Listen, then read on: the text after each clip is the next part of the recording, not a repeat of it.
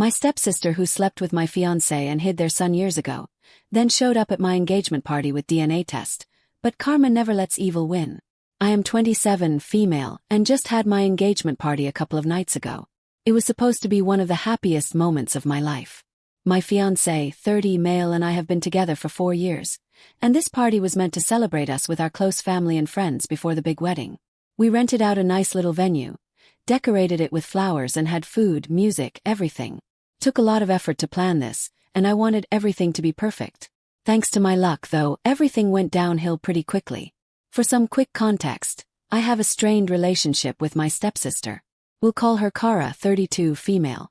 We've never been close because she has this habit of blaming me for every little thing that goes wrong in her life. If she lost a job, it was somehow my fault.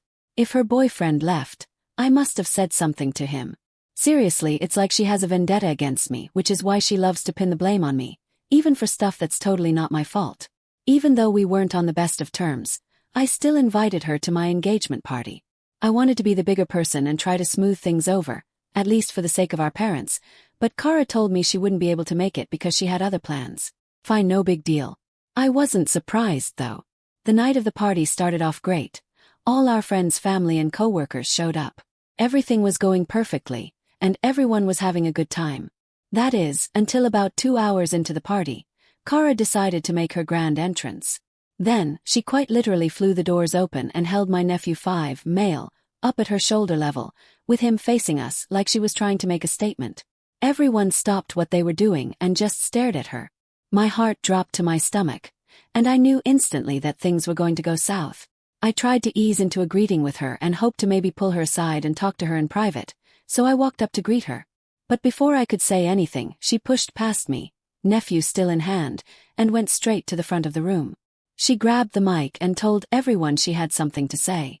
She then launched into this long dramatic speech about how I'd stolen her baby daddy. She told everyone that my fiancé was the real father of her son, and that he had abandoned her and her kid to be with me. She claimed that they had been together when we first started dating, and I swooped in and ruined their relationship.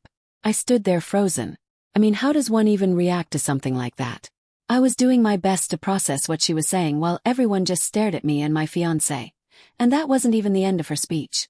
She then pulled out her phone and started showing people texts that she claimed were from my fiancé. She said that they had been talking around the time I met him. Then she held up a folded piece of paper, which she said was a paternity test. She said the test proved that my fiancé was the father of her child, and she was only bringing it to light now because she was tired of living a lie and letting us play house. The whole room was dead silent. I couldn't believe what I was hearing. I mean, the paternity test she waved around looked legit, but it made no sense. My fiancé had never mentioned anything about her or a kid. Not to mention, I have no idea how she could have possibly managed to get DNA from my fiancé when, as far as I was concerned, they barely met twice. I knew that she had been married for a while, and everyone assumed that he was the father of her son. Why would she wait 5 years to bring the true paternity of her son up? And why did she need to do it at my engagement party? I know she's had a history of blaming me for everything wrong in her life, but she's never embarrassed me to this extent before. Still, since my fiancé and I were the hosts of the party, I decided to stay as calm as I could. She continued after that and said that I knew all along that they were together and that I didn't care. She called me manipulative and selfish. She said that I was a backstabber who stole her only chance of happiness. It was wild. Then she started making even crazier claims about other horrible things I'd supposedly done to her. She talked about stuff like how I had spread rumors about her at her job to get her fired, and how I forced my fiancé to leave her by blackmailing him. None of it made sense, but she kept talking.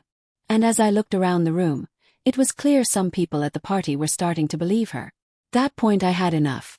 I told her as calmly as I could that none of what she was saying was true.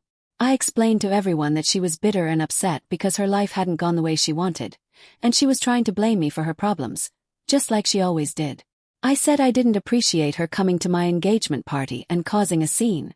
When she kept interrupting and throwing more accusations at me, I finally asked her to leave. By that point, the whole vibe of the party was completely ruined, and honestly, I was too upset to keep it going. I told everyone we'd call it a night, thanked them for coming, and asked the venue staff to help me wrap things up. Some people tried to stay behind to comfort me, but I just wanted to be alone and figure out what had just happened. I had my fiancé leave earlier too because I needed to think about everything. When I got home, I confronted my fiancé about everything that Kara said. After a little back and forth, he finally admitted that he did have a fling with Kara about 5.5 years ago, but it was before we got serious. He swore that it was just a one-night thing and he had no idea she got pregnant or even thought the kid could be his. He seemed genuinely confused about the whole situation and said there was no way he was the father. I didn't know how to process that my fiancé had never once told me that he knew Kara. I mean, he met her and I introduced her as Kara before. How had he not even once told me about him being with Kara? I couldn't sleep next to him that night, so I slept in the guest bedroom. I ended up not being able to sleep at all, so I decided to do some research into paternity in general. Eventually, I decided to just contact Kara's ex-husband, who I'll call Matt. I waited until it was an acceptable hour in the morning to call him, and when I finally got through to him, I told him about what Kara had said at my engagement party.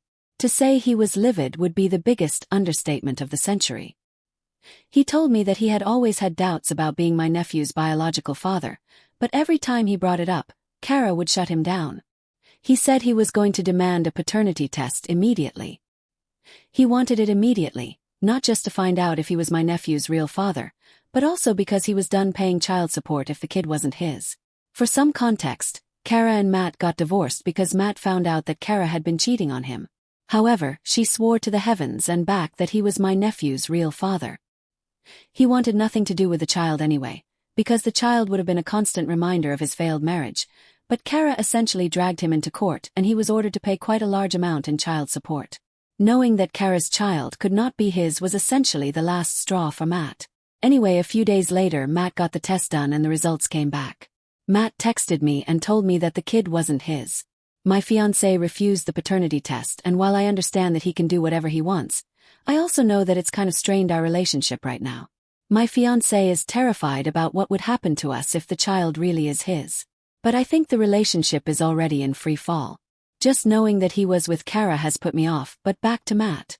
After finding out that he wasn't the father, Matt hit Kara with a lawsuit to recover all the child support payments he had made over the years. Matt also made it his mission to get the word out about him not being my nephew's father to everyone he could, including my parents and the other side of Kara's family. Now she needs help and no one wants to help her. Kara has completely lost it. She has not stopped texting and calling me since Matt asked for the paternity test. She's blaming me for ruining her and my nephew's life by reaching out to Matt. She said that she'd been struggling as a single mom for years and the only thing that she could rely on was taken away by me. I actually do feel a little bad. I just needed clarity on my relationship and I didn't mean to make things hard for her, but I also can't entirely take the blame for what's happening to her. She was the one who opened this can of worms by making a scene at my engagement party. I still have to ask, am I the asshole for getting my stepsister's ex-husband involved in the accusation she made against my fiancé? Some of my friends think I should have just convinced my fiancé to do the paternity test and left Matt out of the picture so Kara, at least, would have had the resources to raise my nephew. So now I'm wondering if I did the wrong thing. Date 1. Hi everyone. Thanks for all your comments and support on my original post. I'm still trying to wrap my head around everything that's happened. A lot of you had questions about my relationship with my stepsister, my fiancé, and the aftermath of my engagement party, so I figured I'd give you all an update. First off, let me clarify my relationship with my stepsister. As I mentioned before, we've never been close. Growing up, she was always competitive with me. Everything was a competition for her, even though I never saw it that way. She has this way of playing the victim and blaming everyone around her, especially me for her problems. I've tried to be the bigger person over the years, but it's exhausting. She created a huge scene when her marriage fell apart and blamed me for it, even though I literally had nothing to do with it. I never contacted her ex-husband, and I never butted into her business at all, because I didn't want to be blamed for anything that went wrong in her life. Still, she found a way. She's always loved to make me a villain in her life, because I guess that was better than dealing with things that were clearly her fault.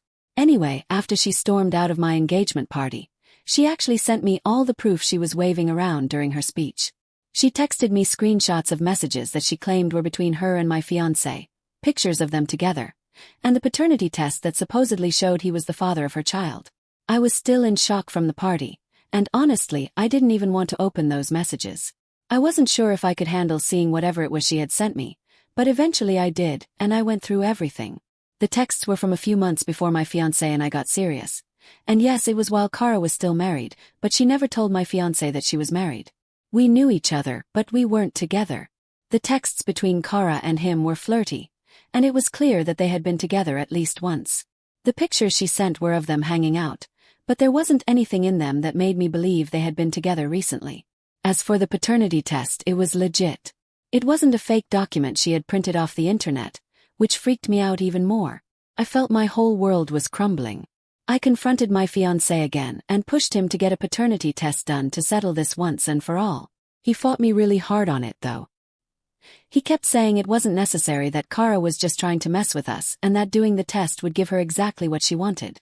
At first I tried to stay calm and explained that this wasn't just about Kara. It was about us and our relationship.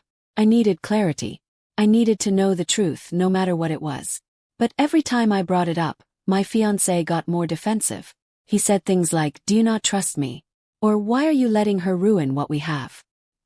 He even tried to flip it on me by saying that I was being paranoid and letting Kara's lies control my mind. Honestly, it made me feel crazy for a while. I doubted myself, like maybe I really was overreacting. But deep down I knew I wouldn't be able to move forward without knowing for sure. It took days of back and forth before he finally caved. And even then it was like pulling teeth to get him to go through with the paternity test. We had a huge argument right before we went to the clinic.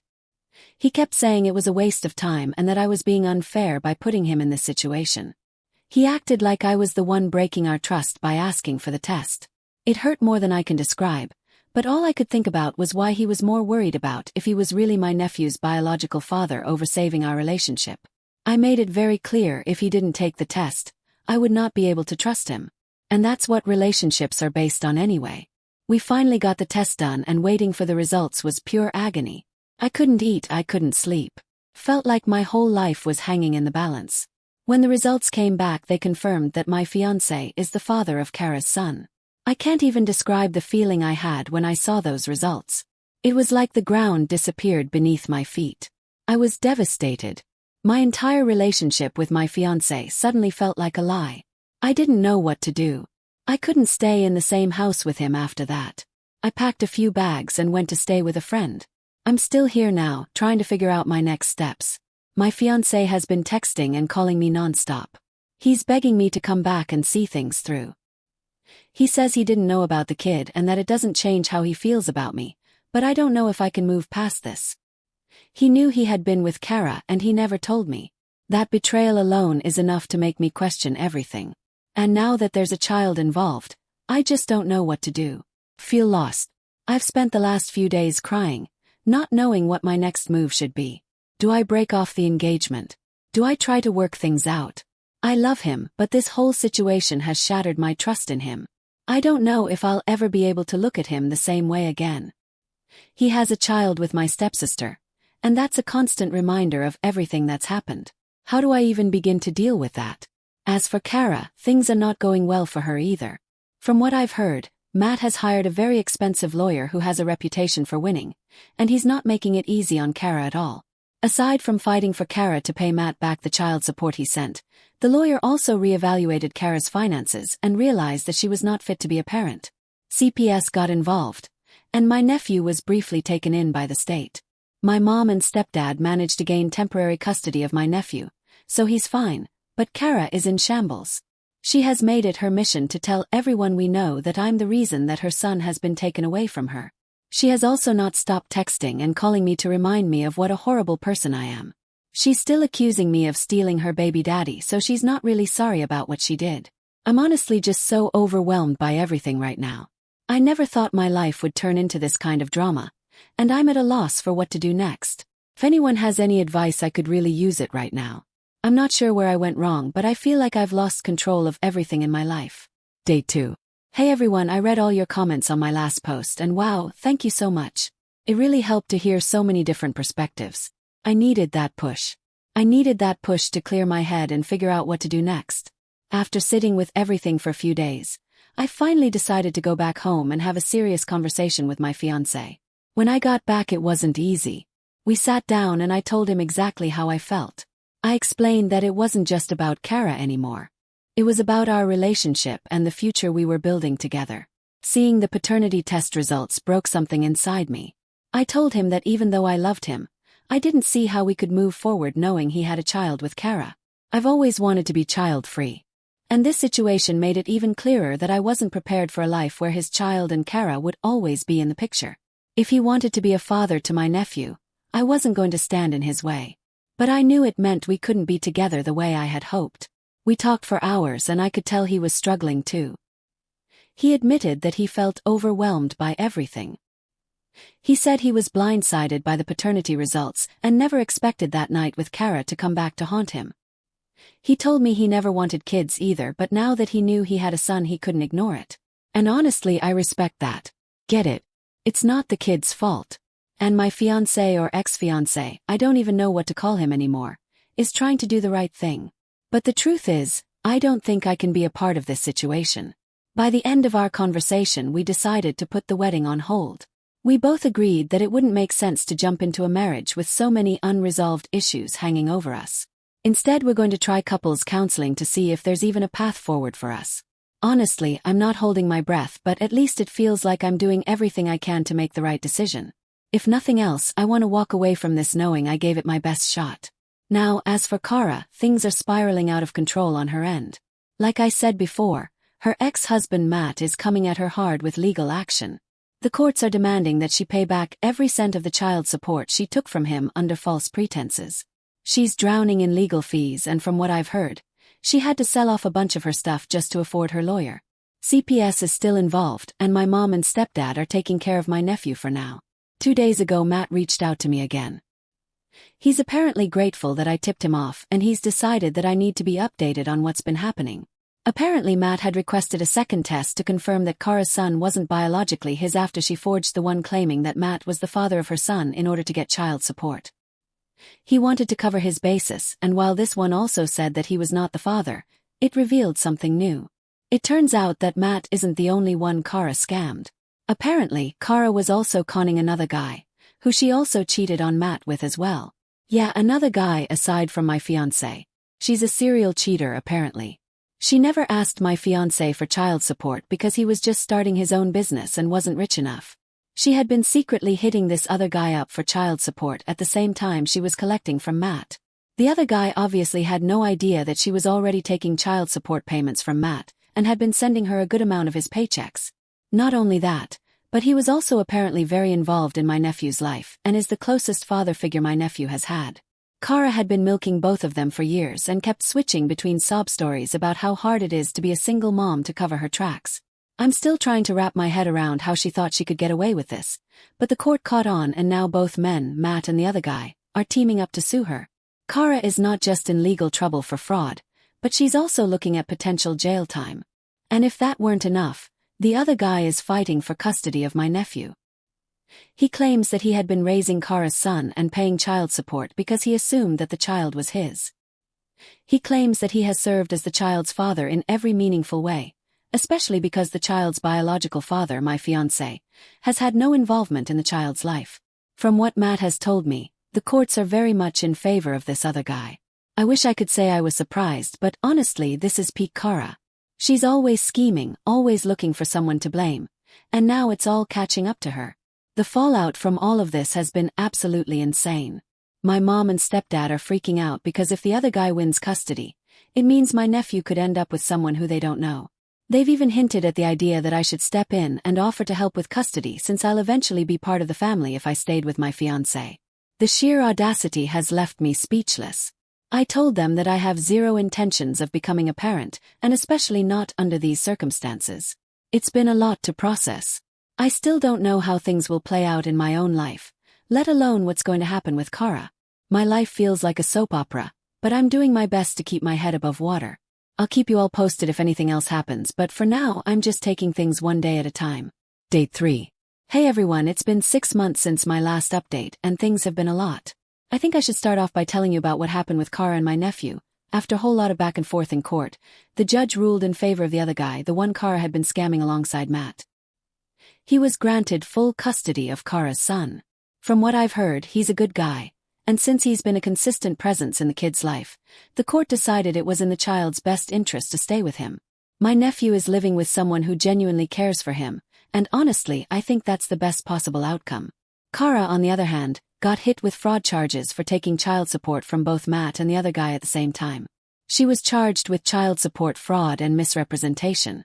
Luckily for her, she didn't get jail time. Instead, she was ordered to pay back everything she took from the two men, and was sentenced to some hours of community service. Honestly, I'm surprised she got off as lightly as she did, but it's not my problem anymore. She's finally facing the consequences of her actions, and that's all that matters to me. As for my relationship with my family, things are a bit rocky.